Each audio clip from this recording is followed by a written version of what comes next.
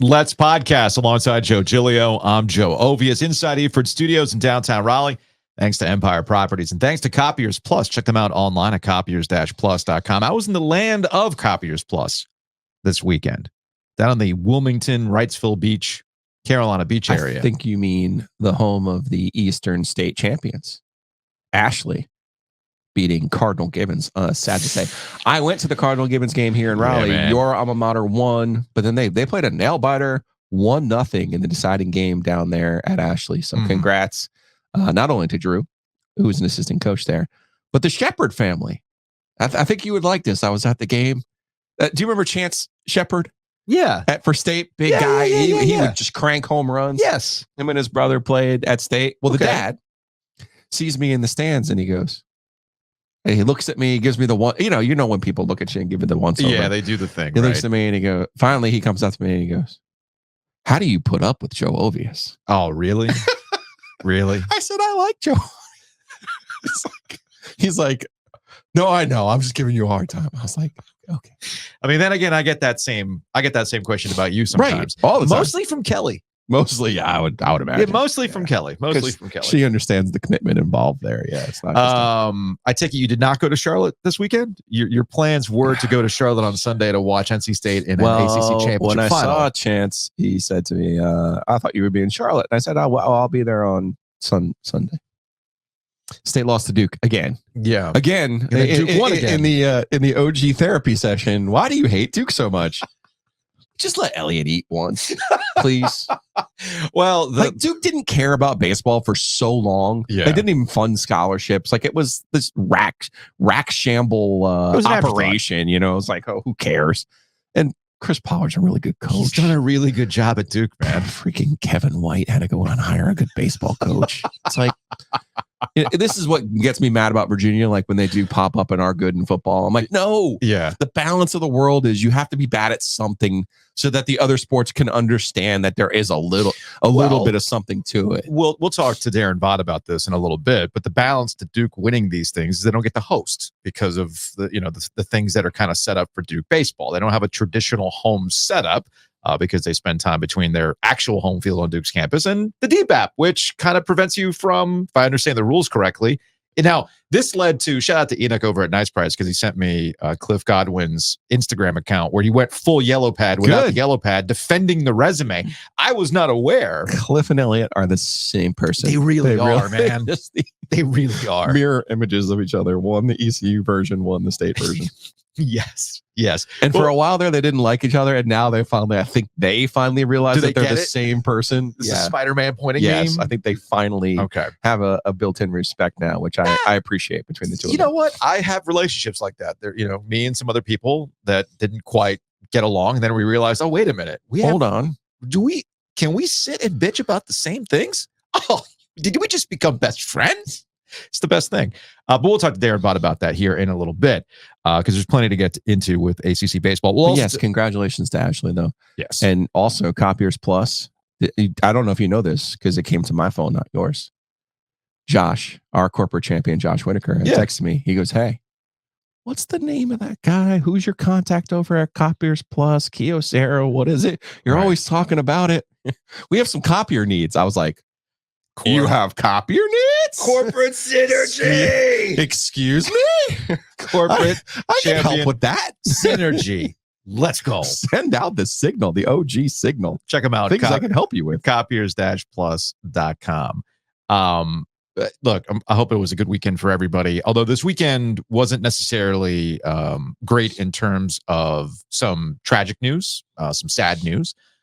We start the weekend off finding out about Grayson Murray. A lot of people who listen to this podcast who are around here know of Grayson Murray. They've got a Grayson Murray story of some sort. Local guy, went to Leesville, bounced around in college, won a couple times on the PGA Tour, but has had a public fight with his own demons, so to speak.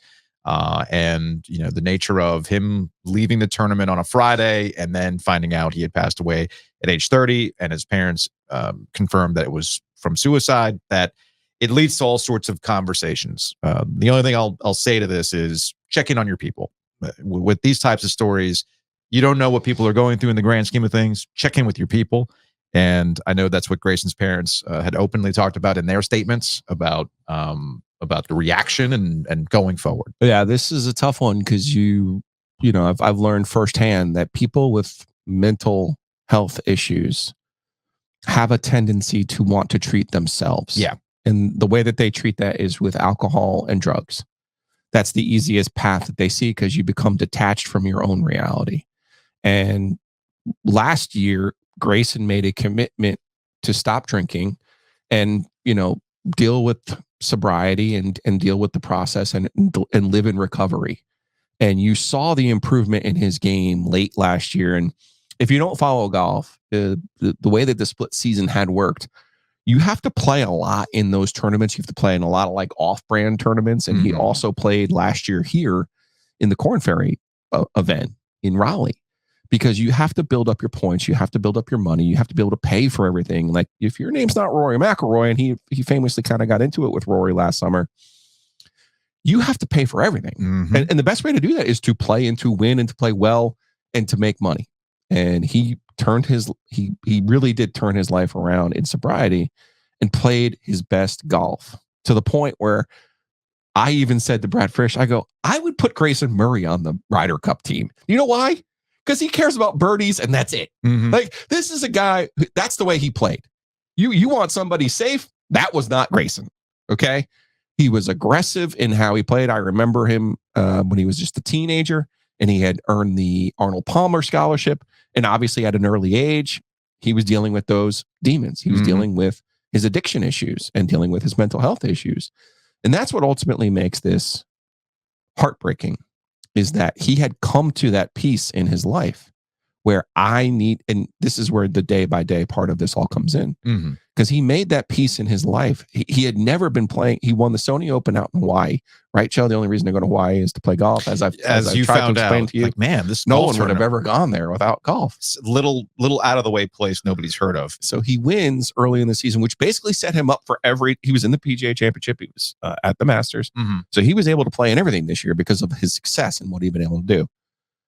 And you see what happens in, there was a relationship part of this, and you realize it really truly is a day by day. We're all day by day, day to day. I think it was Bob Uecker who said, I'm day to day. We're all day to day. And it can turn that quickly.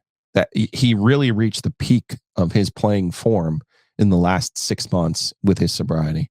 And now you see the situation where it goes that quickly, because sometimes it's not just as simple as not using anymore, because the mental health aspect is still there. And that's that's what should frighten and put everybody on alert when you say check in. It's not just a check in. His parents were there for them. We're there for him and made, this is, as a parent, it crushes you, or someone you love goes through it. It crushes you because we as Neanderthal men think, oh, we can solve every problem.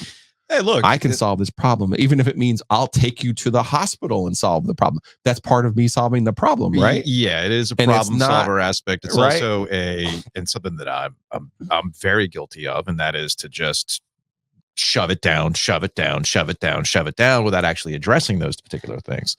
But yeah, I mean, even if you have the right infrastructure around you, it's still going to be it's an individual struggle. It's your own fight. It's your own fight. And man, he tried, and the ending is so young, so talented. Brad had initially texted me about the news, so I was a little bit ahead of the curve, and I just texted him. I said, man, he had a gift and a curse. The talent like that. Like I said, he was one of those types of players who had top 10% talent on the tour.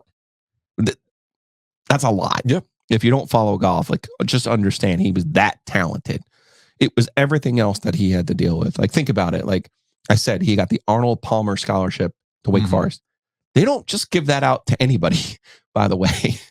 You may have heard a couple of the other ones, Webb Simpson, Will Zalatoris. Yeah, you know what I mean? So this is, you're talking about like I said, you're talking about a super talented guy, but he had obviously a fight that he lost. And it's tough because you're sitting there as parents and you're going, your instinct is to say, what else could I have done to help him? You know what I mean? Sometimes there isn't. sometimes there isn't. And you juxtapose that with the passing of Bill Walton, somebody who was full of life, lived life, the way that he wanted to, and cancer takes that away at age 71. And you got the Bill Walton experience once at a Final Four. Everybody's got a Bill Walton story. I know that was when we went to the Final Four in 2022 for the UNC Duke Final Four extravaganza. That was the thing that you were most looking forward to, is finally getting to see the Bill Walton thing in person. The lead up to it, the writing down of the names and all that stuff. I think I always had stories, and you didn't have to ask a question. You basically just welcomed Bill Walton onto the show, and Bill Walton would just go, man. And all you can do is just sit there and just kind of take in the stories. And that's the part that everybody's going to miss. Well, I'll say this, and I think I saw it on Twitter. Bill Walton, I didn't know he had cancer. I think some of the people, it felt like people knew. Yeah, but people didn't really know. But didn't know the way cancer works. I'll say this. Bill Walton was not prepared to live in the world without the Pac-12. So he decided, you know what? I will go out with my Conference of Champions. Same weekend that the Pac-12 officially signed off. I will go out without, because if he can't talk about the Conference Champions, what do we have? Look, the one lesson that I took from Bill Walton and all those times where, Bill Walton on your wall right there. I do have Bill Walton on the wall right behind me, and that 1974 NC State championship record behind me.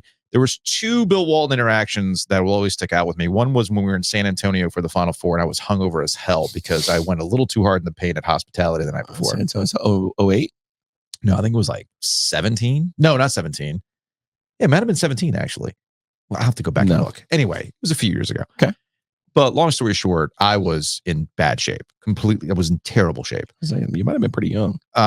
And I knew that with Bill Walton there, I didn't really have to say anything, but he called me out. Like, even he was aware that, like, oh man, something's not right with this guy. He was hanging out with Ramrod. That's exactly what it was. And then lesson number 2 was, actually really the only lesson was, I had started to listen to Grateful Dead. I think you were here for this, actually, if I'm not mistaken, or maybe it was the year before. And I started to listen to Grateful Dead because I never really listened to Grateful Dead before. And anytime he brought it up, I was completely lost. So out of boredom, Adam, because Gold was all about Grateful Dead, right? So I finally went down that path of trying to figure out, all right, what am I missing here with Grateful Dead? And I tried to have like a me, I get a little music nerdy at time, right? Yeah. Bill Walton was not here to have a music nerd conversation about Grateful Dead, and that's when it finally clicked with me. I'm like, oh, it's not about that. It's not about getting into the intricacies of things. It's about the vibe, man. It's all about the vibe. He did not care. He's like, I don't even remember half the shows, blah, blah, blah, blah. Dude was just living the life and enjoying the music as it was meant to be. And I'm like, oh, I see now. Got it. And from that point on, I've had a different appreciation of music in that regard. So just wanted to kind of highlight those two things from the weekend before we get back to ACC baseball, which we will do right now by welcoming on Daron Vaught, ACC baseball, etc., D1 baseball, all that fun stuff. Daron, what's going on, man?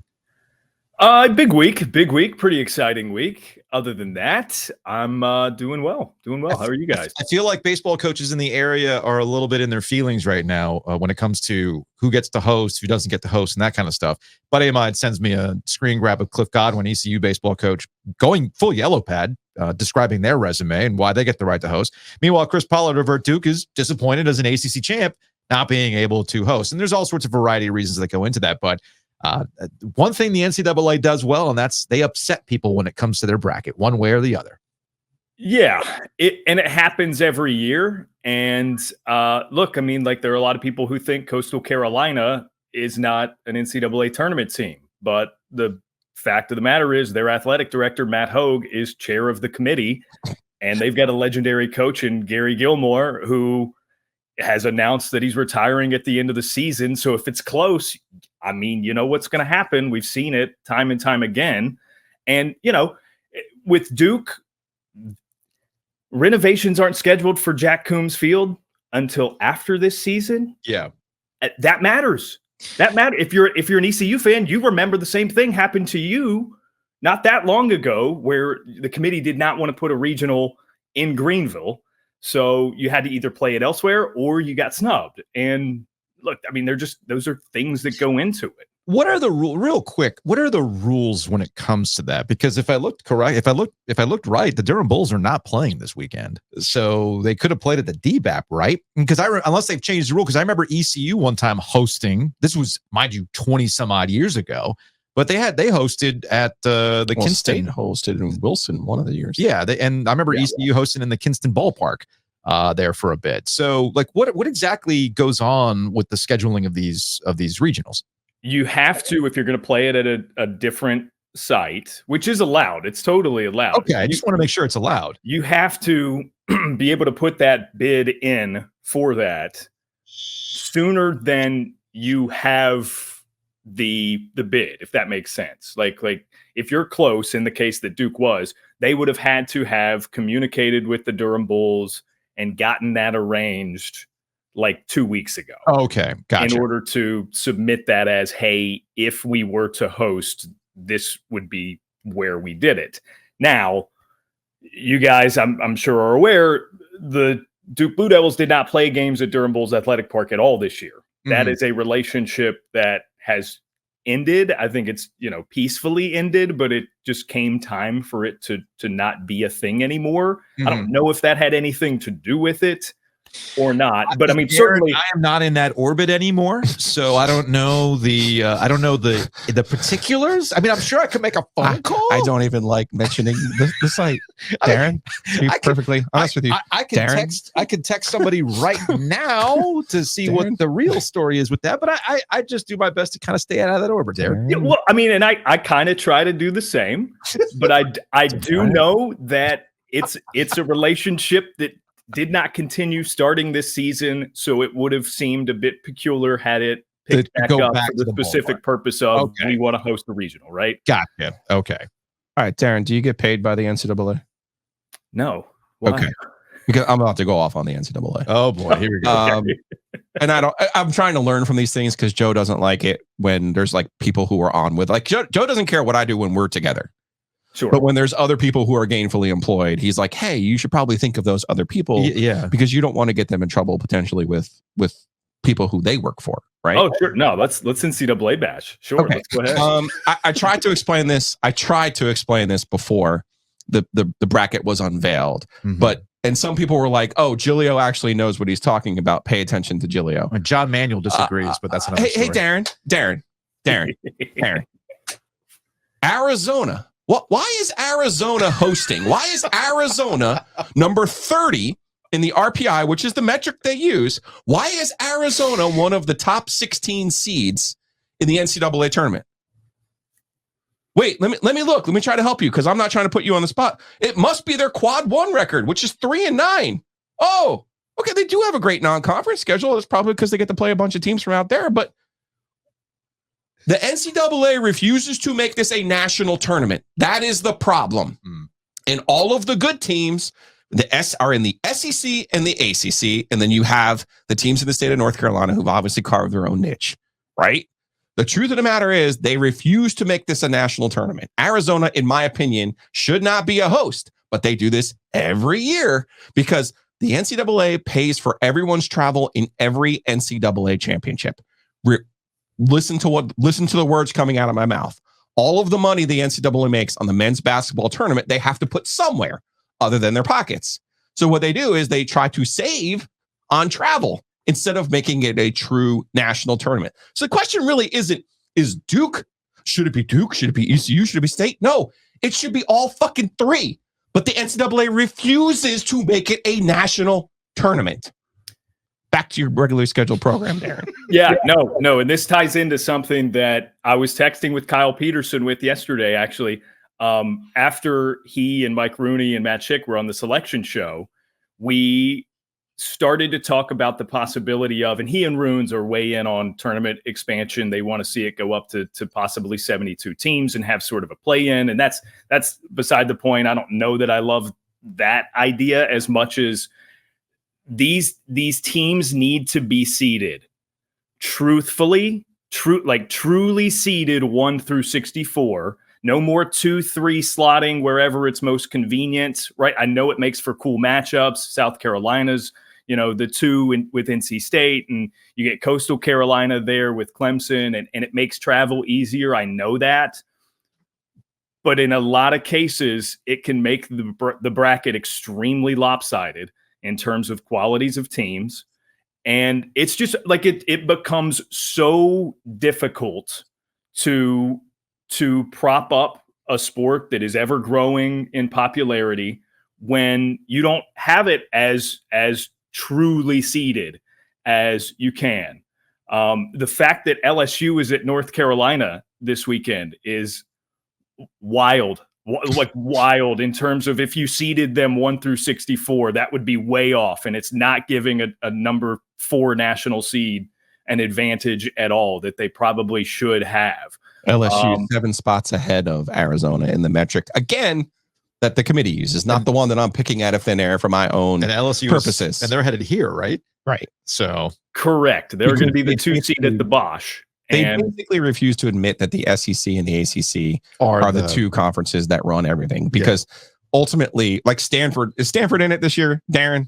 Or is Arizona my designated Stanford this year? Arizona is your designated Stanford. Okay, Future ACC teams, Stanford and Cal, by the way, bubble team did not make it as probably like the sacrificial team for this. Like the committee giveth, the committee taketh away. It's like, okay, Arizona will give the Pac team a host, but we're gonna bump Cal out, even though they have some merit and could be a bubble team that's in. I need Jim Phillips on the ACC network right now fighting for Cal and Stanford. Stanford every year shows up in Omaha. Then you go back and you look at their path and you're like, oh, that's weird. You didn't play an ACC team or an SEC team and you made it to Omaha. Meanwhile, ECU is like, hey, can I just get that path once? Yeah. Maybe just once. Yeah. Speaking of paths, Daron Vaught joining us on the Heister Automotive Group hotline. North Carolina gets to play at home at the Bosch, which is nice. They're pretty good at the Bosch, so I would say that this trend will continue for the Tar Heels to get to the next round. I think so. Like I mentioned, LSU as being a tough draw, but look, North Carolina's lost 2 games at the Bosch all year. North Carolina is, in addition to having maybe the most dynamic lineup that I've seen, a top 12 or 15 or so. I haven't looked lately at that ERA, but I know they're in that range. Yeah. In a year where pitching was their concern, right? We just kept waiting for the pin to drop because they lost 2 Friday starters throughout the span of the year. One was their more experienced guy who was going to be that Jake Knapp, like 2 weeks before the season started. He's gone. Then it's like, okay, we got true freshmen going on both Friday and Saturday. Folger Boaz, their Friday guy after that point, boom, injured. Then they slide up the second true freshman, who just happens to be the youngest player in all of Division I baseball. He turned 18 like 3.5 weeks ago, and he's been phenomenal. Second team All ACC as a pitcher. So like they just keep delivering. They're one of the most consistent teams in the country, and that home field advantage matters. So I think it's going to bode well for them. LSU is going to be a fit, but I think it's going to bode well. Chilio's already shaking his head no. Sir, NC State shit is dead. Tommy White already has a national championship. How many home runs is he going to hit this weekend? Come on. You can't make this shit up. Is he still there? Is he the new Kylo Ren? No. I'm just asking because you love to have these concocted storylines. I know. But Tommy White in Chapel Hill. Okay, just say. After already vanquishing Wake Forest, you talk about a revenge tour. Yeah, maybe there's something to it. It's kind of my point.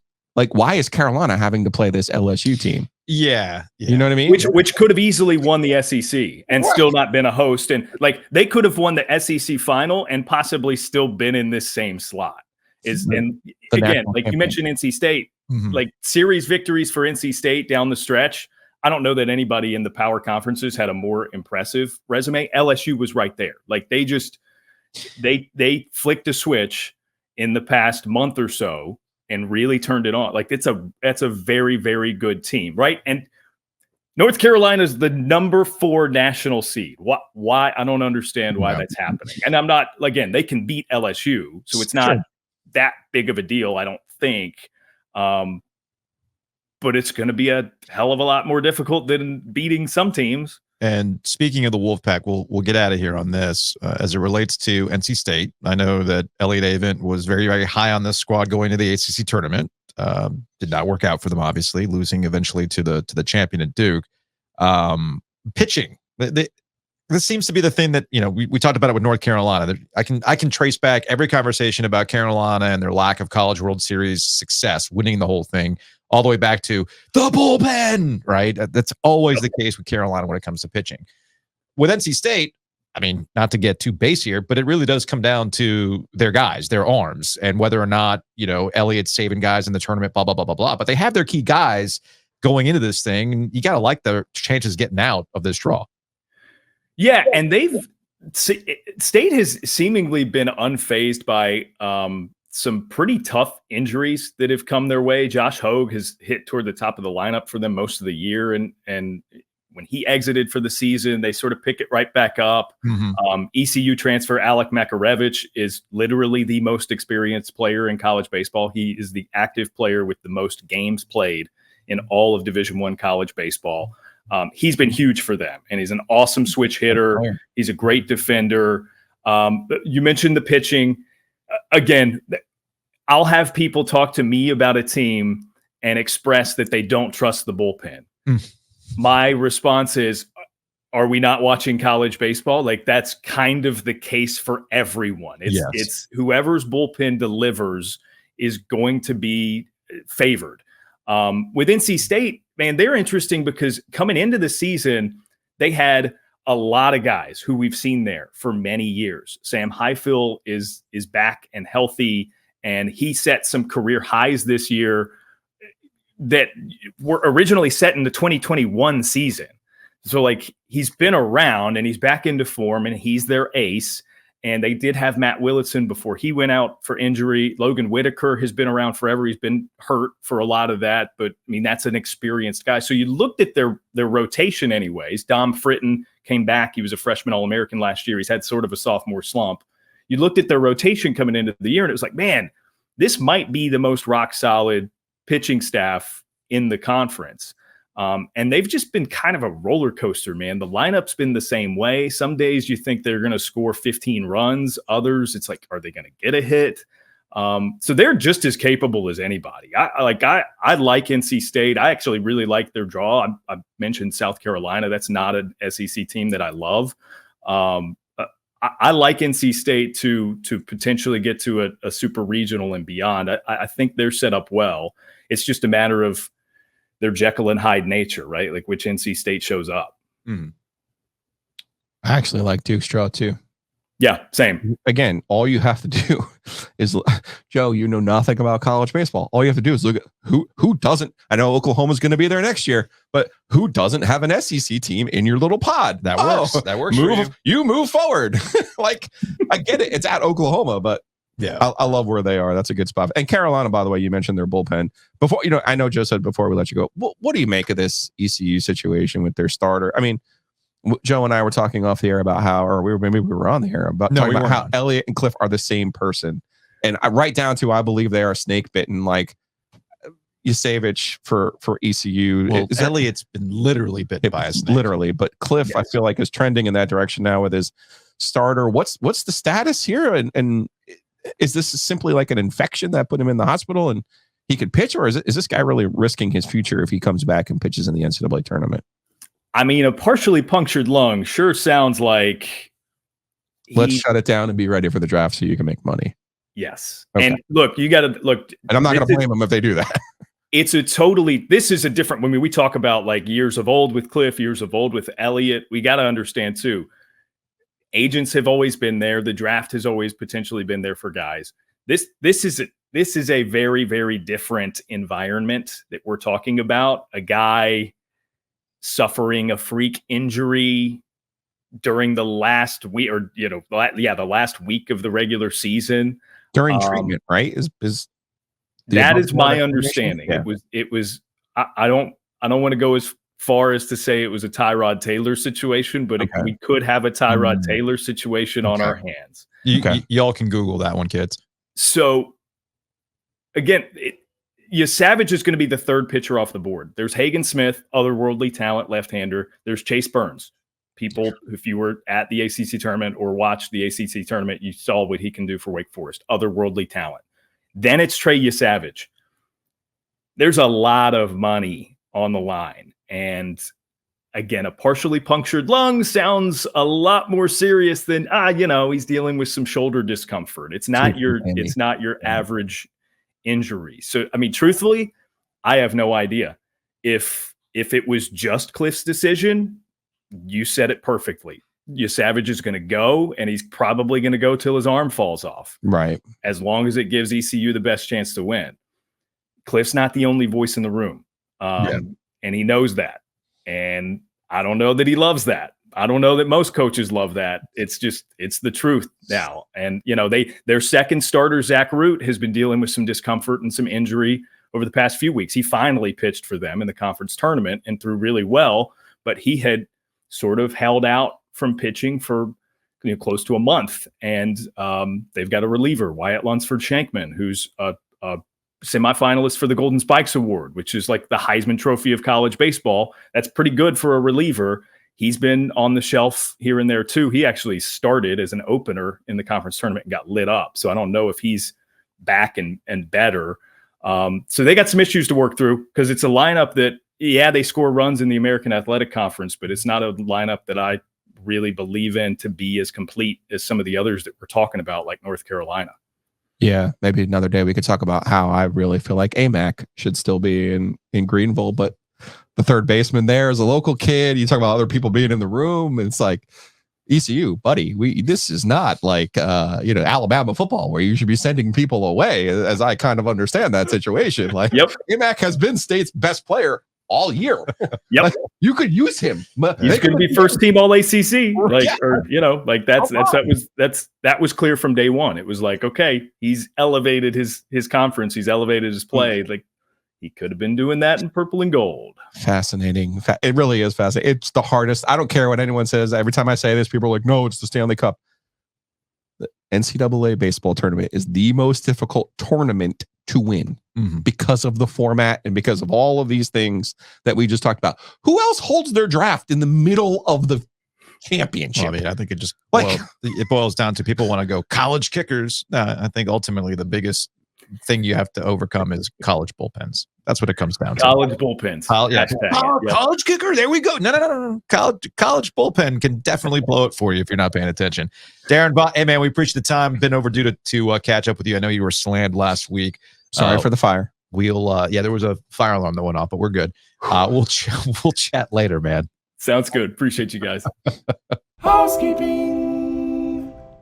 It is brought to you by Enovana. Check them out online at enovana.com. Green cleaning solutions. If you have mess inside your engine, trash in your cabana, get it clean with Enovana. I just want to let you know they're coming today.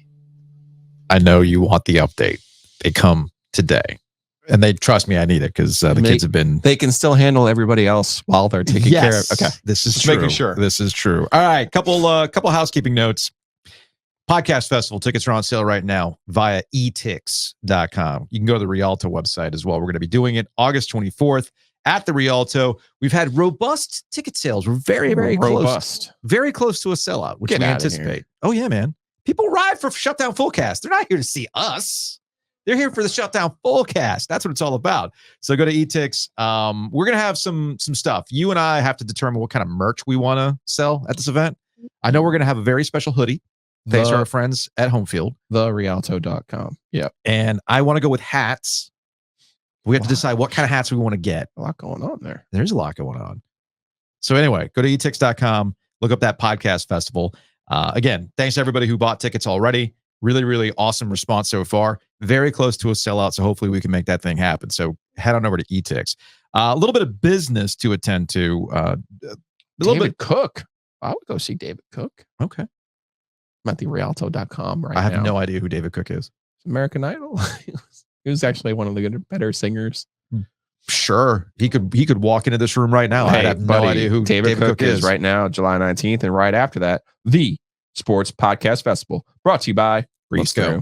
So we joined Blue Wire, Blue Wire Podcast. Blue Wire is a podcast network. You might know them from such popular podcasts as Cam Newton's or Chris Long, Screenlight with Chris Long. And then we're like at the bottom of that list of notable podcasts under the Blue Wire family. Hey, as long as we're notable. I guess we're notable. I have no idea. Notable NC State alums. I've had some people ask me, well, what exactly does that mean for me? ultimately doesn't really mean anything to you. The RSS feed has been imported, exported, all that stuff. The feed's going to remain the same. You're going to still get your podcast. You will hear some more ads, though. Including this. Yes. From Blue Wire. Well, not quite yet. Hold on. We're still workshopping that part. I just want to let people know you're going to hear a jingle for that. You're going to hear a pre-roll. You're going to hear a pre-roll. You're going to hear some mid-rolls, and you're going to hear a post-roll. So you hear commercials before we start. That's pretty standard operating procedure these days in podcasting. And then, yes, after we talk about our corporate champions, you will hear me and Giulio then say, and now a word from our friends at Blue Wire. And then, boom, you'll hear some dynamically inserted ads. Yes, more ads. However, we do have to make a living. So I hope most people understand that as we're figuring this thing out 1 year in, how to bring that revenue in so we can keep doing this. Well, this is one way to do it. And we're really, really excited about some other opportunities with Blue Wire, including things like activation. This might actually mean that we get to go to Vegas for once. Are you ready for that, Joe? You mean for the Filipino Cup? Yes. Let's do it. Yeah, I'm all in on that, man. I'm all in on that. Speaking of our corporate champions, we want to thank State Farm. Matt Davis over at State Farm for getting it done. He's been with us for a while now. Check him out, 919-779-8277 if you actually want to talk to a human right then and there. Boom, just like that. You can go to insuregarner.com or theoginsurance.com so you can save on home and auto. Shout out to everybody who has pointed out their local Stay Ready All-Stars. Maybe they're wearing Rowback. I hope they're wearing Rowback. Joe's wearing Rowback right now. So use that promo code OG20 to save 20% off your order at rowback.com. We're going to be out at a golf course tomorrow. I'll be wearing Rowback shorts because I don't have a Rowback polo yet. You're not allowed to have one. I know that. But I will be wearing Rowback shorts to stay comfortable while we're at Raleigh Country Club. This is what's going to happen. The Pro-Am is tomorrow, and we're going to be on the 18th green. Yeah. And, Roy Williams is going to look up and say, Hey, big fella, can you make this putt for me? And you're like, I don't have a collar shirt on. But I'm in my Birkenstocks. I'm not ready. How can I do this? And then I'll be like, I am officially ready because Rowback is the official Stay Ready All-Star champion, corporate champion. Too good. And big thanks to Sporkle. They did our OG birthday bash at the beginning of May.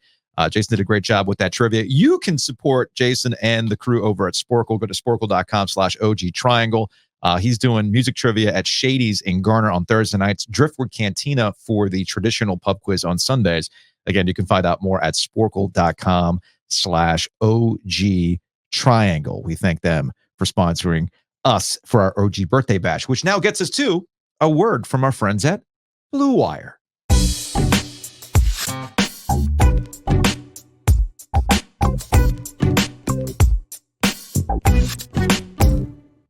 So we go off the air Thursday.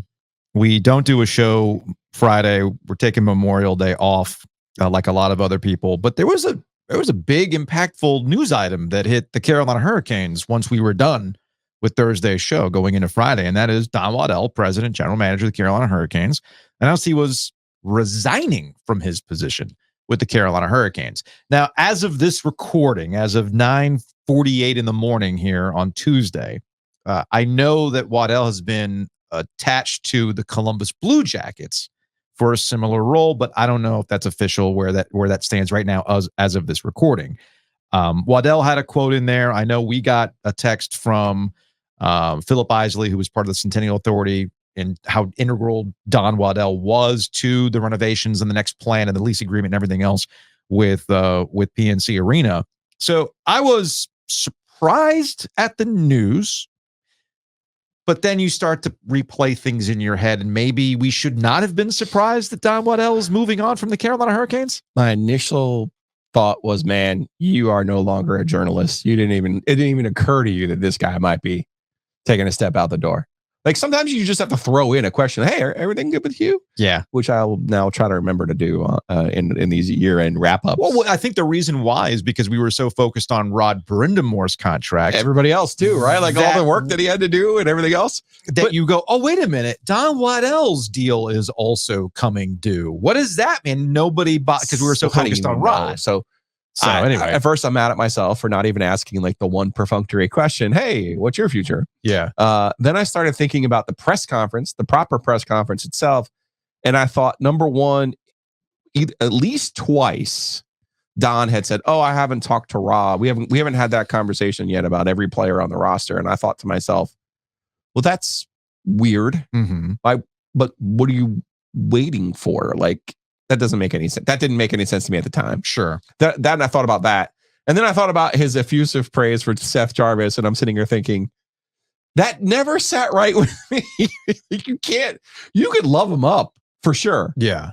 After you sign him, but you can't say the kind of things that he said and be like, "Oh, I'm about to go sit down with this guy," and then that doesn't work. Right. The agent's going, so we're just going to play the tape of you complimenting my player. Here, I'm put it on the big video board. Here's all the things you're saying about Seth Jarvis, and here is our contract offer. Right, exactly. So you're going to sign that? Because, I mean, this is the guy you want, right? I thought that was out of character. Yeah. And even though Don said, "I can't help it, that's the way I am," I thought you thought something was up with that.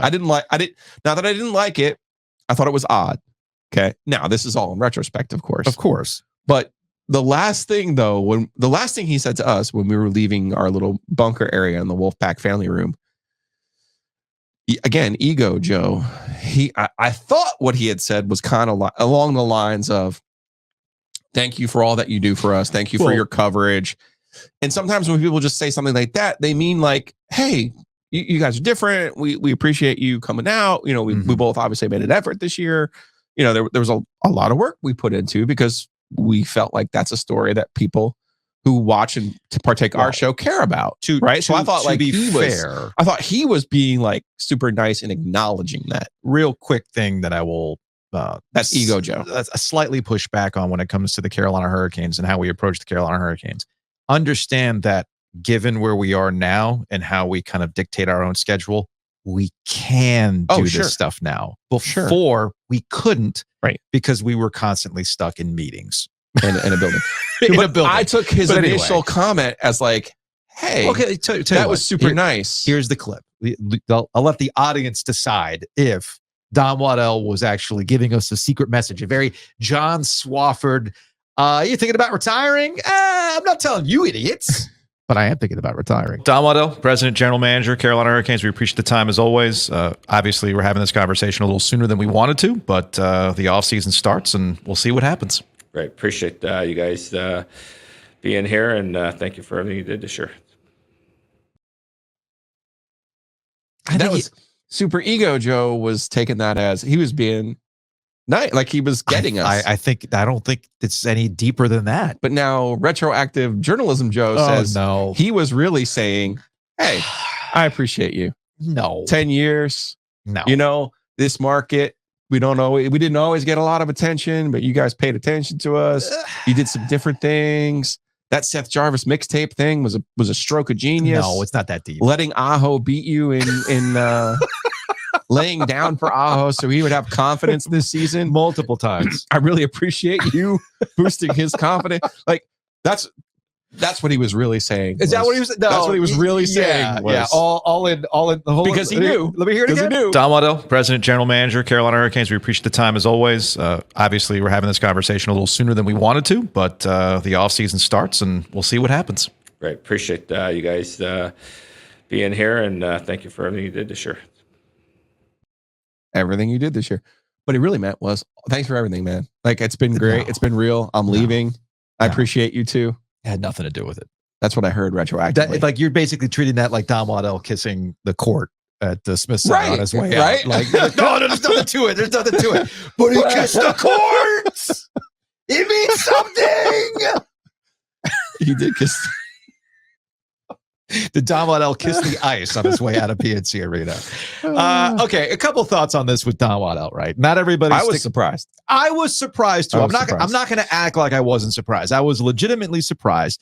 And there was a reason why I had framed a question to Don Waddell related to Tom Dundon the way that I did. At this point, Tom Dundon is a known quantity in how he operates. He does things a little bit differently. He has a number in his head, what he thinks you're worth. Market be damned. And if he has to pay above market, he's going to do it kicking and screaming like we saw with Rod Brindamore the last two times. And you'll remember his own negotiation with Don Waddell was kind of awkward because, well, he's got a lifetime contract if he wants it. Yeah, no, dude, you have to give him a contract. It's in the rules. It's an NHL bylaw. You have to give these front office personnel's contracts, okay? So at that point, Don knows what's up. And I was talking to somebody within the Carolina Hurricanes organization who was actually praising the trio, Tom, Don, and Rod, in that there's no bullshit. Like, everybody knows where everybody stands at any given moment. There's no like speaking through the media, although it did kind of get to that with Rod Brindamore, but that's another story altogether. But ultimately, they all know what's up. And if you want proof of that, go back and listen to our conversation with Rod Brindamore, who was very much like, yeah, well, that's business, Tom. Business, Tom. Which, thanks to Rod for coining that phrase for us, because I look at this and I think, yeah, business Tom strikes again. So, I was surprised that Don is leaving. I'm not surprised it's gotten to a point where Don's thinking, look, man, I've done what I can at this organization. Sure. It's run a particular way, which I kind of got used to, but let me have a crack at this somewhere else, as Don being the hockey lifer that he is. It's like Jim Rutherford, too. I mean, heck, maybe Jim Rutherford can come back to be the general manager. Yeah, now something tells me Jim Rutherford's not going to do that. These guys are going to have a crack at it. You gave the story about Lou Lamoriello, man. Yeah. Right? Like, these guys, they just want to keep giving it a shot. Oh, yeah. Let's see what happens. Fine, so be it. Here's my worry. Going forward. And I don't think I'm out of turn here or out of sorts when I say I thought it was odd that in the exit of Don Waddell, which included its own official release from the Carolina Hurricanes, there wasn't a quote from Tom Dundon. Even Mike Krzyzewski, when he was not happy with somebody leaving the program, would give you one sentence. Yeah, man, best of luck. Right? Not a thing from Tom. Not a thank you. Not a, hey, was a good run. Hey, thanks to Don for being the front-facing person for the Carolina Hurricanes, somebody who's here, all that kind of stuff. Not a peep from Tom. I have not seen any quotes from Tom as it relates to Tom Dunn. I don't think you will Don either. That's odd to me. That's odd to me. I'm gonna try to make an analogy, or use an example of something, and see if this resonates with you. See if you think this might be along the lines of what's happening here. Okay. Because I don't think it's nefarious. Oh, no. I think you just said it perfectly. Don's been somewhere for 10 years and probably looks at another opportunity and says, I can apply what I've already done, right? Use what I want to do, because he is a hockey lifer, which made him uniquely positioned of that trio. You heard Rod Brindamore tell us, I don't want any, I didn't even want to coach. No. But now it's like this personal challenge, right? And then Tom, quite frankly, wanted to own the Dallas Cowboys instead of the Carolina Hurricanes. But now he's trying to make the most of what he does own. So you tell me if this doesn't resonate. Tom Dundon comes in and they had a Hall of Fame radio guy. He tells Chuck Caton, he tells the Hall of Fame radio guy, hey man, if you'd like to stick around, you need to sell your own ads to pull your own weight to make your money. Yeah. And of course, Chuck, do that. That's crazy. At this point in his career, no. Then, so why does Tom do that? Well, because I can replace this Hall of Famer with John Forsland, who will end up in the Hall of Fame himself. Can I give you a quick context though? Because you look at the books and you got to understand that the radio side of things was okay, but radio or not, I'm talking about personalities and what he believes. Okay, fine. So you have Chuck, and he goes, "Yeah, I can replace that Hall of Famer," and he does, because John Forsland is going to be a Hall of Famer, another himself, Hall of Famer, right? And then he treats John in a way that I don't think was respectful. No, because in his head he goes, "I just replaced one Hall of Famer with you. I can replace you." And guess what? Mike Maniscalco's been really good. He has been good. So in Tom's brain, I can replace a Hall of Famer because I just did. And now I can replace you because I just did. Same thing with Waddell. I can replace you with your mentor, with your protege, because we'll think the same. Talking about Eric Tulsky. We'll think the same, right? We have the same thought process of odds. Anytime you hear Tom say our odds, yeah, they ain't Tom's. Yeah. So yeah, I think he's seeing that, and it's the opposite of Tepper. When you have success with something, you think, oh, no matter what I do, I'm going to have success.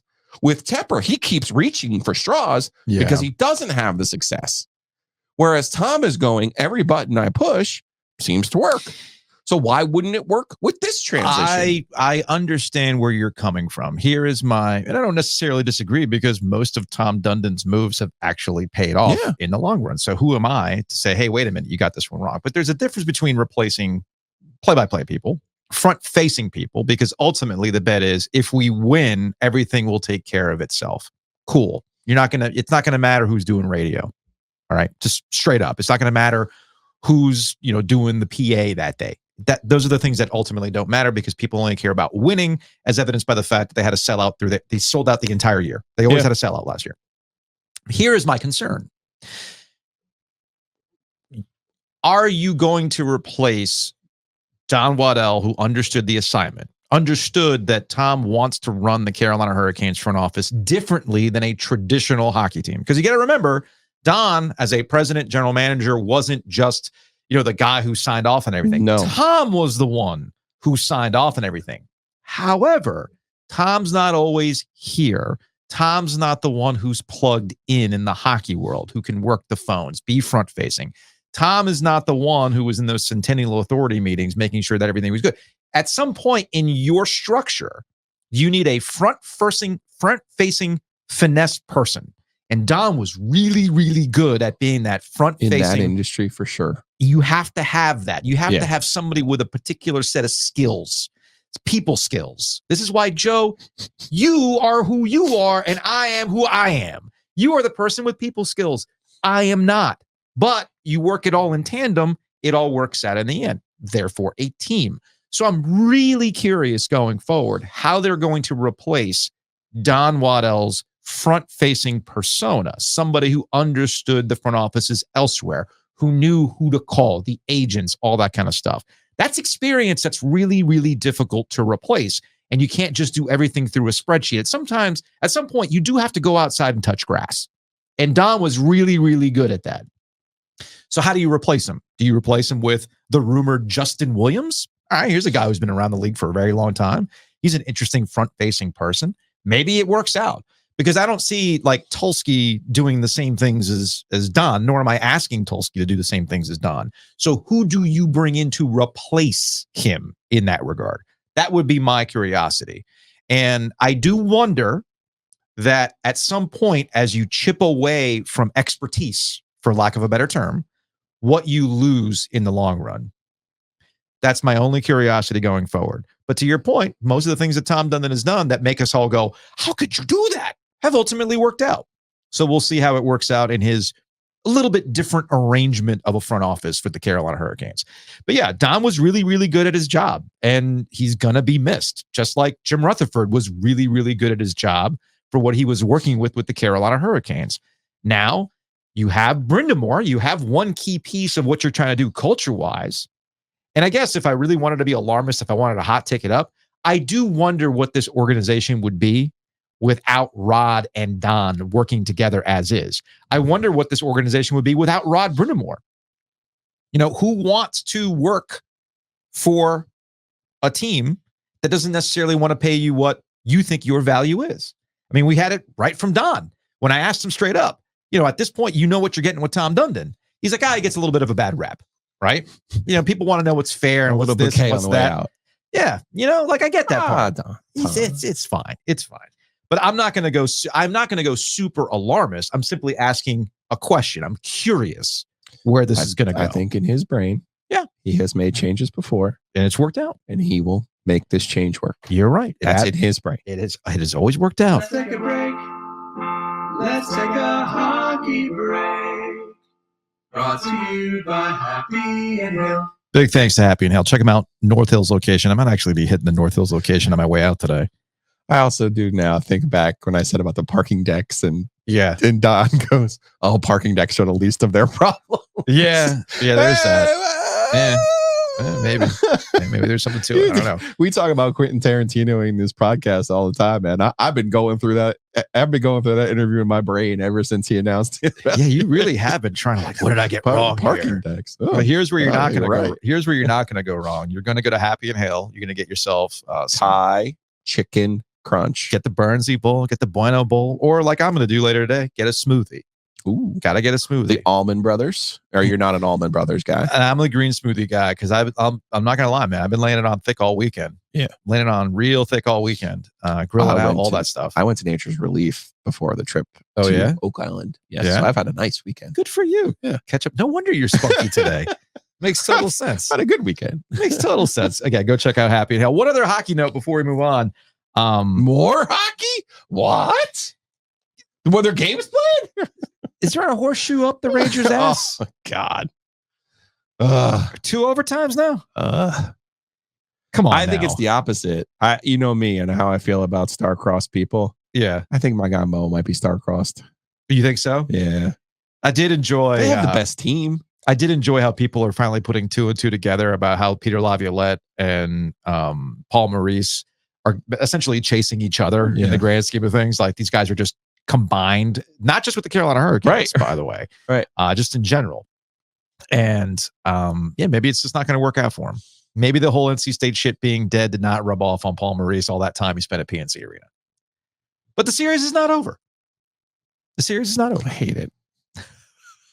Fair enough. I hate it for Mo. I hate it for my tickets. Is that what that's about? Both. That must be what it is. You hate it for your tickets. Speaking of which, it's time to get into the OG Gambling Syndicate.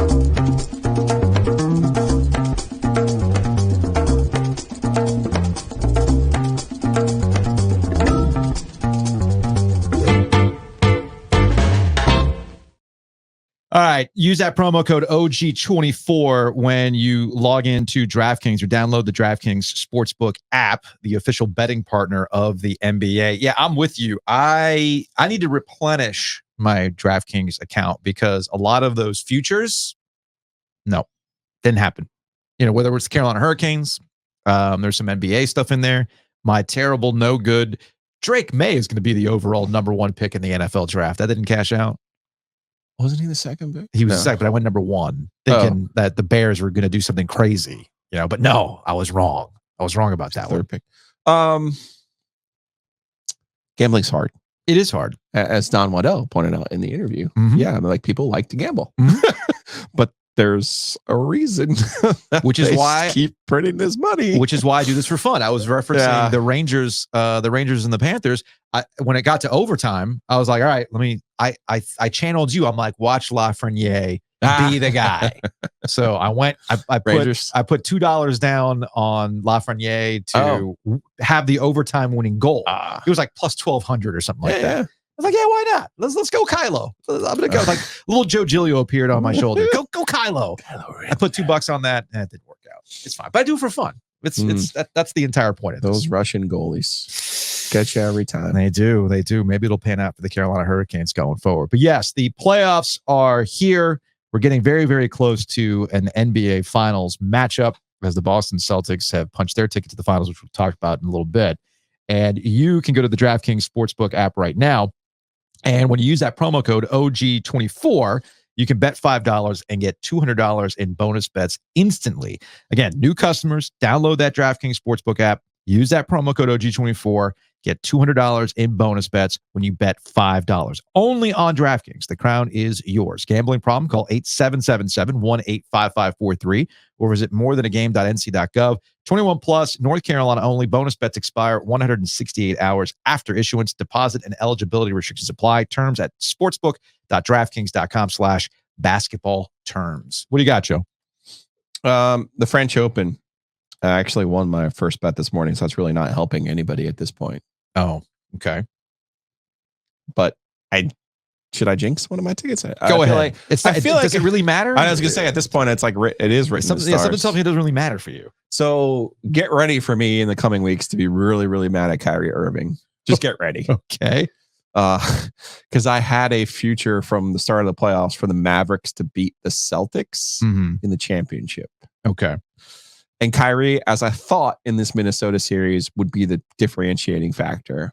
But let's go talk to LeBron James about how much you should really trust Kyrie Irving. He is feeling it right now. He is absolutely feeling it right now. They're probably going to lose tonight. Luka's not playing. Yeah. Although, as we've seen in these playoffs, when you have an injured player, it doesn't necessarily matter. But yeah, that's what we'll be. You'll keep an eye out on how my attitude towards Kyrie changes very quickly. Use that promo code OG24. So I've been mentioning grilling out a bunch. Went to Butcher's Market last week. Got the filet burger. I was going to say, have you had a burger from there? Yeah, no, I've had the burgers there in the past. I got the filet burger, but I also discovered in the freezer section they've got the Wagyu beef burgers. How many? I want to say it's by the. I think there's 4 burgers in that. Okay. I think it ended up coming out to like $30. Okay, if I'm not mistaken. But I went filet burger. Delicious. Have not had that. The filet burger was really, really good. So I think next up I'm going to try that Wagyu beef. I also picked up some more meals for the week. Chicken marsala's on deck this week. Very, very excited about that. But look, we just had the unofficial start to summer with Memorial Day weekend. You can keep it going all throughout the summer by getting all the goods at the Butcher's Market. So check them out, thebutchersmarkets.com. Also, if you happen to be in the Lake Boone Shopping Plaza area, go to Two Roosters after you get your meats from the Butcher's Market. TwoRoosters.com is the website. I believe we're going to be doing something from the Wake Forest location at Two Roosters next month or in 2 months for National Ice Cream Day. Yeah. How much ice cream can Joe Giglio consume during the taping of a podcast? I really hope the whoopie pie is off the menu by that point, because you want to see me. You've seen me drunk. You've seen me stoned. I love it. You want to see me in ice cream, a coma. Let's make that happen. No. So again, big thanks to Two Roosters. Check them out online, tworoosters.com, to see their rotating flavors. Always delicious. And we're going to be out there. We'll have some more details on what's going on for National Ice Cream Day in the coming weeks. But again, go to tworoosters.com. And now a word from our friends at Blue Wire.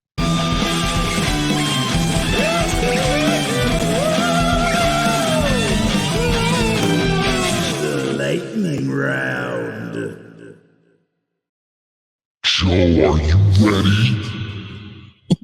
I forgot how ridiculous the voice was. Let's lightning round. Item number 1.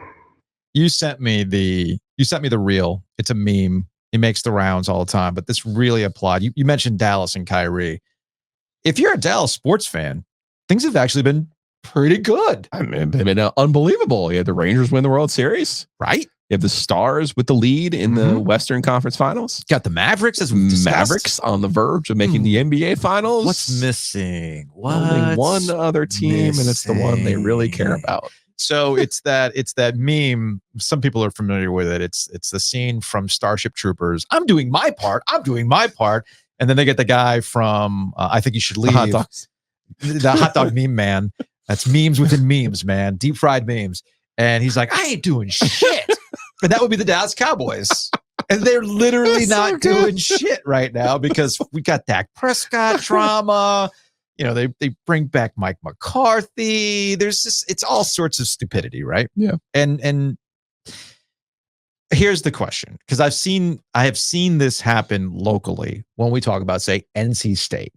Remember, there was a time there where NC State was winning this. They're winning that. Cheese rolling. They're winning. Bass fishing, cheese rolling, basketball, running hot. Cross country is doing the cheerleading squad, just won another national, right? Ice Pack just stuck it to the Tar Heels. Every single NC State fan would give all that shit up if it meant they won the NCAA basketball championship, right? So ACC. Yeah, that would have been nice. And that would, right? Now I apply that same question to the Dallas Cowboys. All the people in the Dallas-Fort Worth metropolitan area, all the 5 sports talk stations that exist in that area.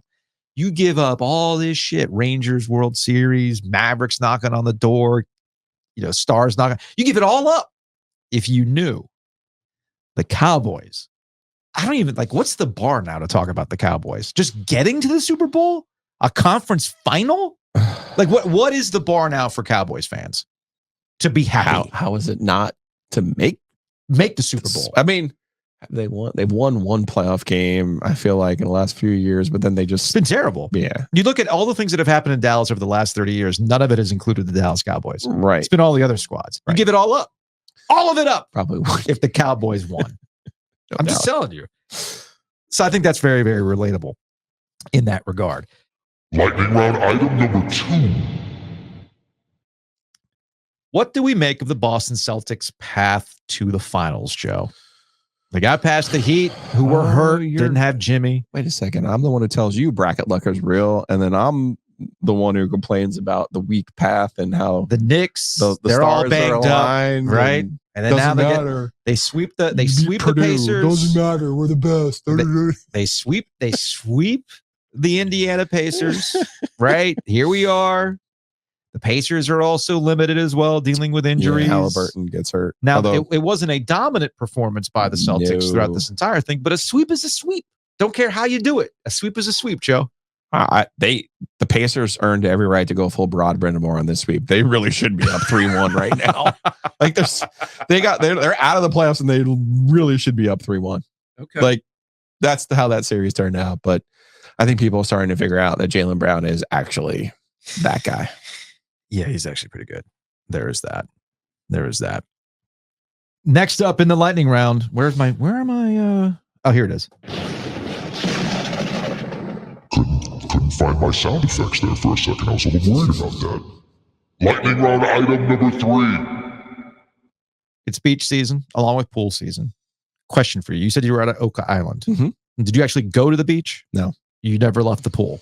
Because there's a pool on the property, right? Yeah, my sister has a pool at her house. Okay. It's super nice. So hold on a second. It was nice this weekend. Beautiful. And you never went to the beach? Nope. You got something against the beach? What are you, Anakin Skywalker? You hate sand? I love the beach. So why didn't you go out to the beach? You didn't go for a walk? Nope. Then why'd you go? Because I went to the pool and I chilled out of the pool. With a nowadays? With a little hippie there was a soda involved. Okay. All right. If you do go to the beach, Joe, how do you feel about Bluetooth players on the beach? Boombox. You should have the right to play your music at the beach. Yeah. How loud? I mean, loud enough that you can hear it. Like you shouldn't be like, unless you're playing like NWA's greatest hits next to like a 2-year-old, you should be able to play what you want at your volume. Okay. Yeah. Okay. Particularly if you're there first. Yeah. Now you come in late. I don't know. All right. I don't know, but if you're there first. Yeah, I was just curious. About that. How you feel about that? Because honestly, you go to the beach to kind of take in the ambient noise. Yeah. I want to hear the crashing of the waves. I want to hear the birds. I want to hear just, the wind and all that stuff. I don't necessarily want to hear. And maybe I think the issue was for me when I went to Carolina Beach. You're old without telling me. Here's the problem. What if I told you? Like your AARP applications. What if I told you the music coming out of this boombox from the group next to us? What do I not want to hear at the beach, Joe? Please tell me it was bluegrass. It was bluegrass. How's it even possible? Yeah, man. Who relaxes to bluegrass? Right. So I'm hearing bluegrass. I'm just like, really? Trolling you. That had to be bluegrass. This is what you want to hear at the beach on Memorial Day? Was it like a Stairway to Heaven cover? It's Gin and Juice again. For the 80th time, somebody was just listening to Gin and Juice. I don't believe by the Gourds.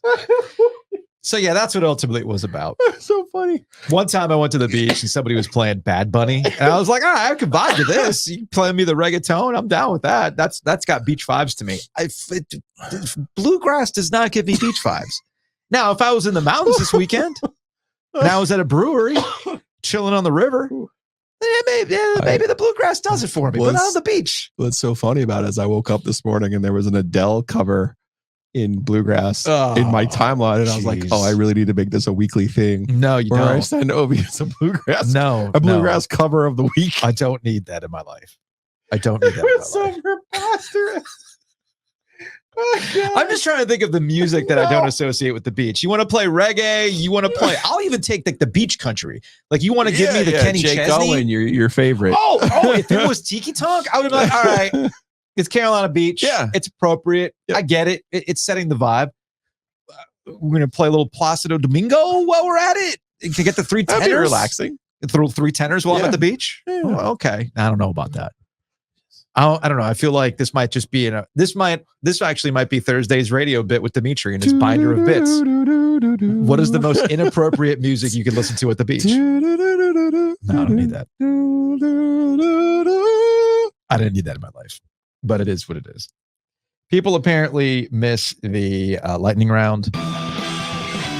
No, I took it out. My bad. I took the He-Man music out of it. Yeah, for copyright purposes. Yeah, there was a reason why. People are like, I missed the old thing. I'm like, well, there's a reason why. It was because of the copyright purposes. But yeah, people, we have to make do with what we can do. We do have to adhere to the rules. Hence the rip-off Motorhead lightning round. I am the game and I came to play. I'd listen to Motorhead on the beach. Sure. Or the lightning round cover. Not bluegrass, though.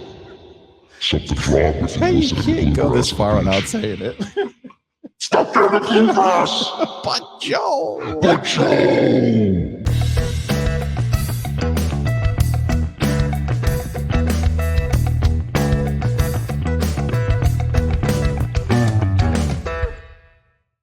Big thanks to Hometown Realty for sponsoring Ovia's and Gilia. We're going to talk a little bit about hockey here, more hockey, just at a different level. I always thank the Hometown Realty sign for being the blessings upon blessings when it came to junior canes, right? On the way out to the Garner Polar Ice House. So big thanks to them. Check them out, myhtr.com. We keep hearing about how the housing market has fluctuated XYZ. There's one thing that holds true for the Triangle. All of North Carolina remains hot. As competitive as it is, you need somebody that can help you buy and sell with confidence. And that's where Hometown Realty comes into place, especially with a lot of the new construction. I mean, heck, I just went out to Carolina Beach and there's all sorts of new construction going up, and Hometown Realty can help you out. 6 locations from here to the coast. Buy and sell with confidence. It's myhtr.com. So you just bought that house. You just sold the house. You need to take it to closing. Whitaker and Hamer. Check them out. WH.lawyer. They do a lot more than that. There's just a little corporate synergy there. But with Whitaker and Hamer, they're attorneys and counselors at law. They can handle just about any legal need that you have. So again, check them out. WH.lawyer. We've certainly tested that as well. Yes, we have. Big thanks to Breeze Through. They are our big corporate champ for the Sports Podcast Festival. And they can be your summer headquarters as you're running around. Maybe you're going to the pool last minute. You got to pick up some goodies, snacks, beverages, etc. They've got it at Breeze Through. Maybe you're headed out to the beach like I was, and you got to do one last stop, fill up the cooler. They got ice. Hey man, ice is important, and they got it at Breeze Through. We've used that Breeze Through ice before for some of our own tailgates. So head on over to Breeze Through, locations across the Triangle, locations across North Carolina. breezethrough.com. Download the app too, so you can save some money when it comes to your gas.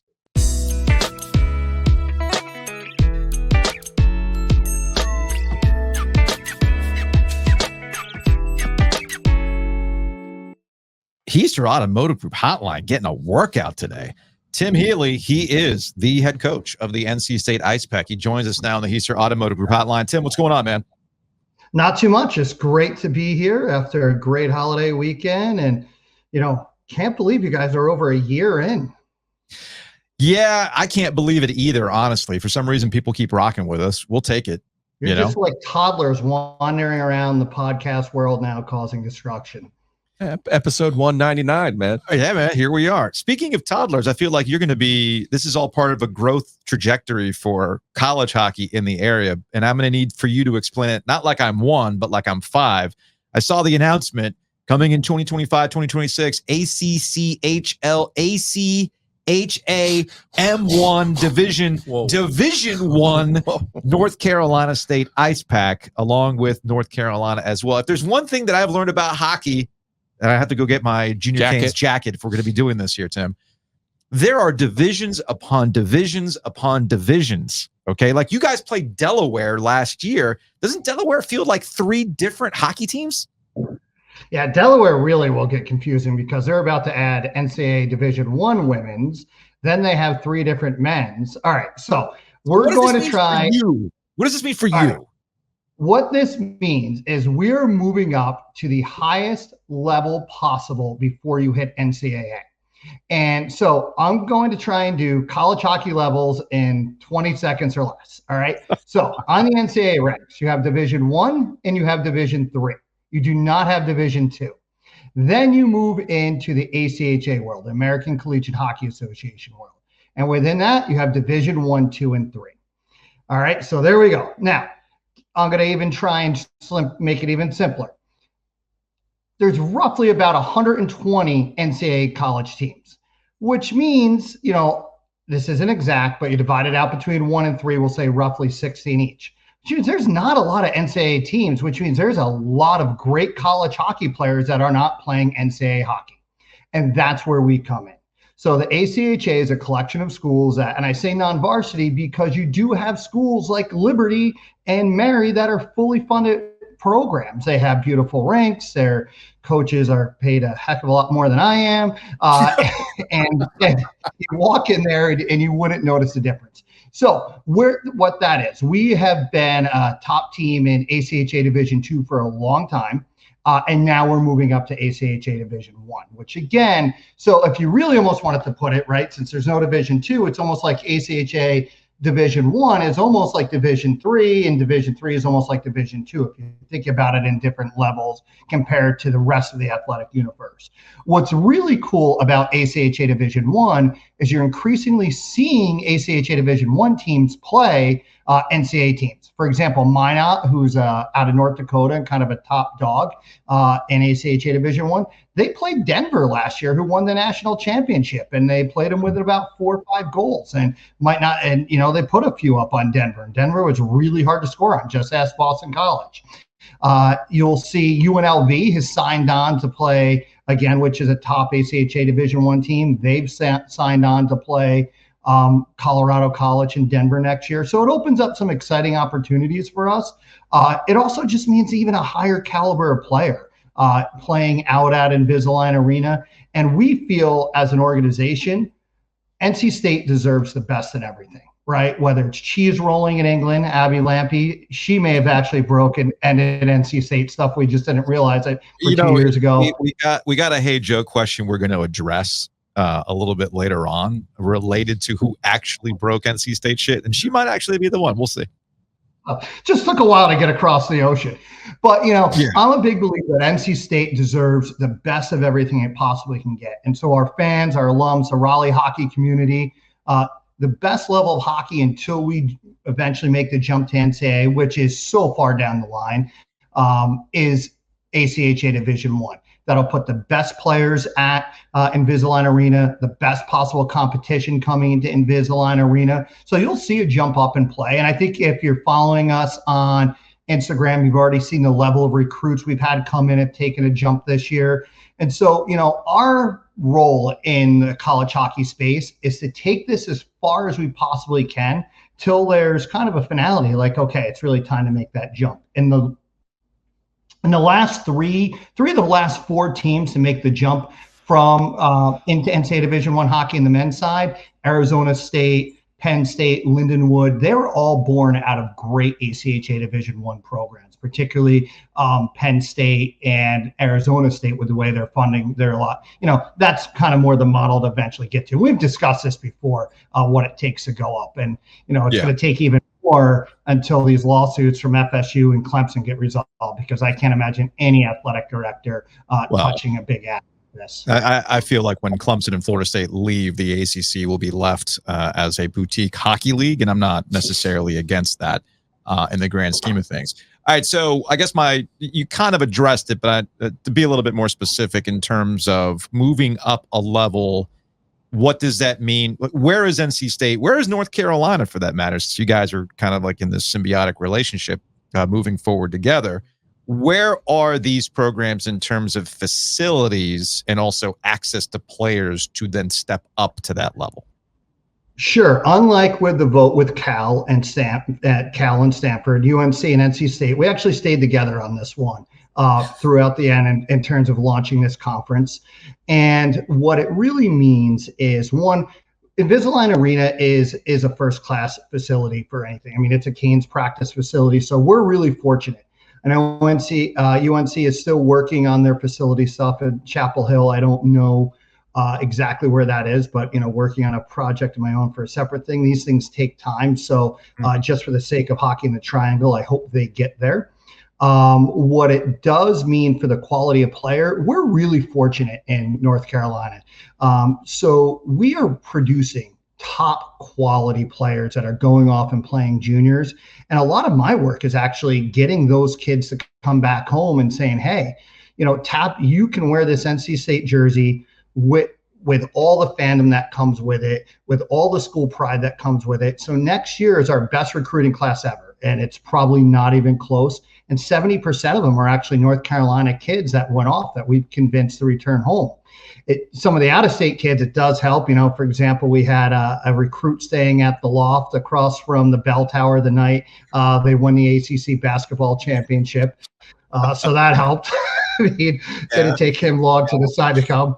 The Flutie effect is real, and it's even trickling down to us, although I feel really old. I mentioned the Flutie effect to one of my assistants. Yeah, these kids have no idea who Doug Flutie is. Yeah, that made me feel a little bit old. But yeah, so I think that's real. And in North Carolina, we are producing the magnitude of player, the quality of players are producing is just off the charts right now. And they're going off and playing great junior programs, and we're convincing them to come home. And then we're become more attractive for out-of-state players too, especially, and Cade Cox last year, for example, super high-end player, is literally a rocket scientist, right? So the engineering program at NC State, as the chancellors move the school academically, we're able to get into some great out-of-state players now too, that we weren't seeing maybe 8 years ago. Gotcha. You guys just need to work on your acronyms and your labels. That's all. Ted Lasso had a great bit about, the English is the Premier League, and then the second level is the championship. And it's like, that makes no sense, but it's easy. Just call yourself the championship level. The FCS. There we go. Like, we're the championship level. Might as well just break off and create our whole thing. It's really stirred the pot in the last couple of weeks. I love it. Exactly. I love it. All right, Tim. Hey, congratulations. Yeah, man. I know That's this is awesome. a big step. I think it's a big step for hockey in the Triangle as well. Learned a little bit of something today. I'm always learning when it comes to hockey, man. I'm always learning some new experiences. You and I have talked about offline. Yeah. It's okay. I get to wear the jacket one more year. Okay, I'm excited about it. We do. Well, maybe more than one. We hope for more than one more year. I'm glad you're wearing the jacket again. Look, all I know is that Jacob is eating like crazy. So I'm hoping at some point all this eating will result in him getting a little bit taller, because we are getting to the point where I know they like to tell you size doesn't matter, but sometimes it does. Well, Munchkin on the Panthers. Not everybody can can really be big. Louis. All right. You need to either be really big or really fast. There you go. Right. That's exactly it. All right, Tim. Appreciate it, man. We'll talk to you later. All right. Thanks, guys. Thanks for having me on. Go Pack.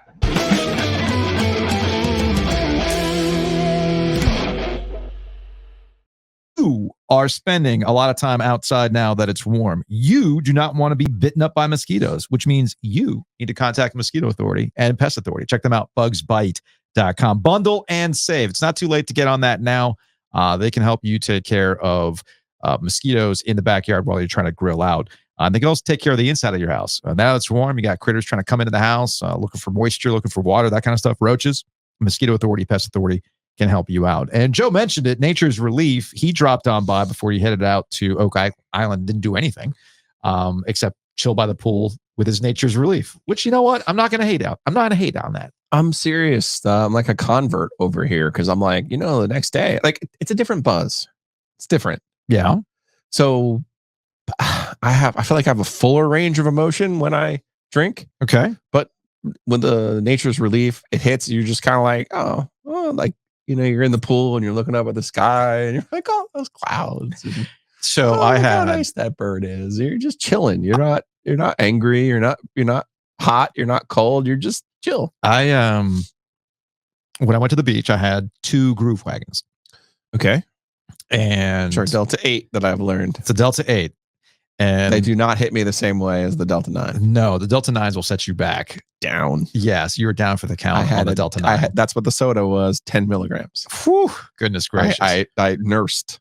Nice. I had 2 the Groove Wagons, because again, the whole point of those is to be sessionable. But so what I've kind of figured out is I do 1 can of that, and then I make sure I have a can of like non-alcoholic, just straight up. Like I got a deal on Polar seltzers the other day. So, I'll get the lemon one or the raspberry lime one. It's whatever. And then I'll go back to another one. And I'm good. I sat there on the beach, chilling, reading a book. It was a great time while the sounds of bluegrass were coming over kicking me. and grinning with Thunderstruck. Oh God, that sounds terrible. Can I get a Blurred Lines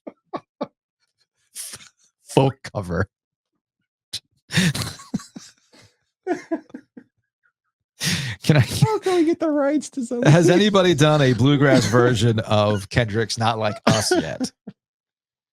That's what I want to know. That's what I want to know. Anyway, head on over to Nature's Relief. Most importantly about Nature's Relief, it's about educating yourself. It's understanding what exactly you're looking to accomplish and them sending you on the right path so you can accomplish that. I mean, I didn't know anything, but now I at least know what works for me. Yep. And that's what you could do the same if you go in and talk to any of them. The Gardner store is great. Mhm. And that's my home base. So I hit them up there.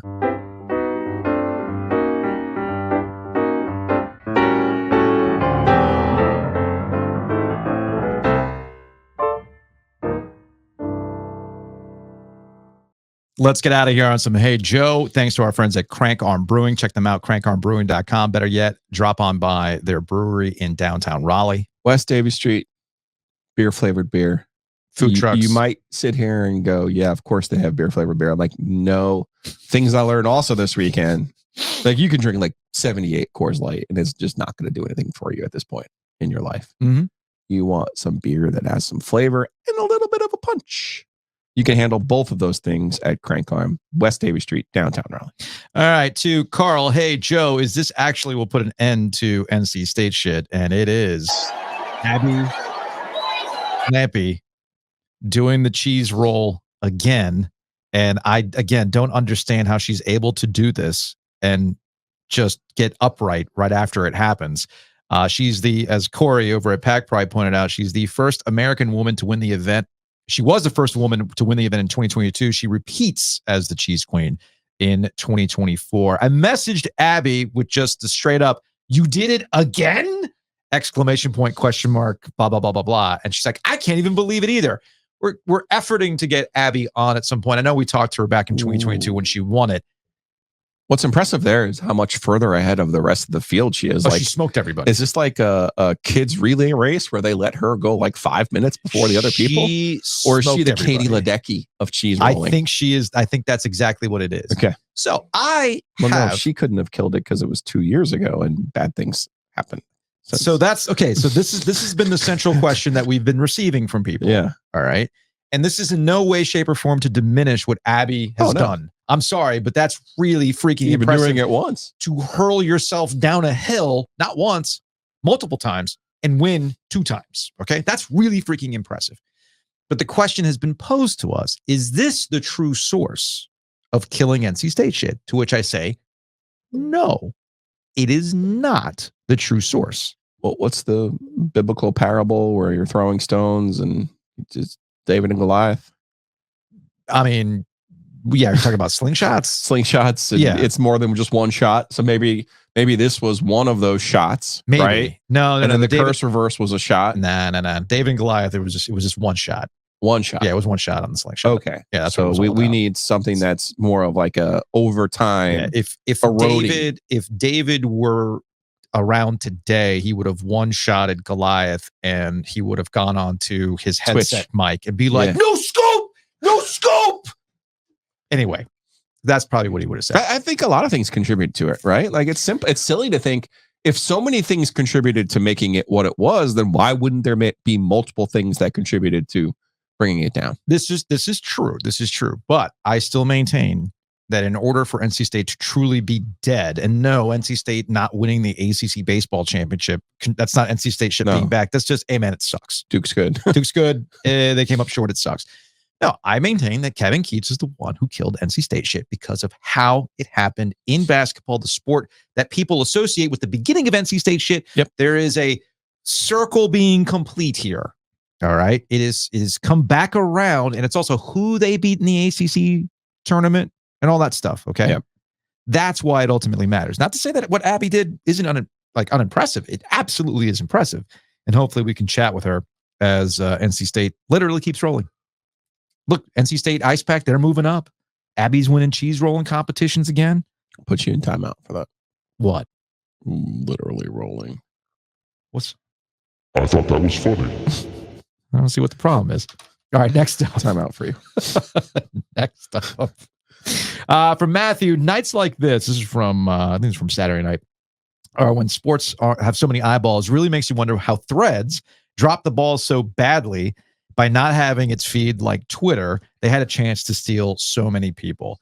Yeah, this is like the Twitter versus Threads conversation that keeps kind of popping up. Yeah, I think for sports people, it's very, very difficult for them to give up on Twitter. I mean, I still use Twitter for real-time updates. It's still better in that regard. Yep. Ultimately, you have to hang out where your people hang out.